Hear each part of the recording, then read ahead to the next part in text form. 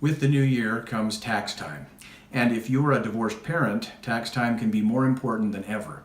If you're the non-custodial parent and it's your year to claim one or more of your children, in order for you to do that legally and so that the IRS won't give you a hard time, you need to make sure that you have Form 8332.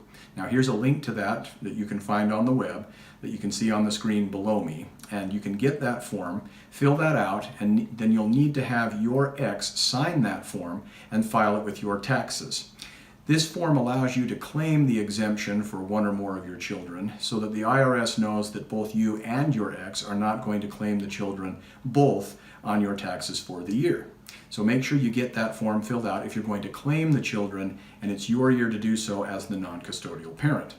You can also use Form 8332 if you are going to revoke the right that you've given in the past, releasing that right to your ex-spouse who is the non-custodial parent. So if your ex was supposed to claim the children in a given year and then didn't pay his or her child support, or there's some reason why you would need to revoke that, you can use Form 8332 to do that as well and file that with your taxes so that the IRS knows to let you have that right to claim the exemption for the child or children and not your ex-spouse. This is important, and so the sooner you get this done, the better prepared you'll be to have that filed with your taxes on time.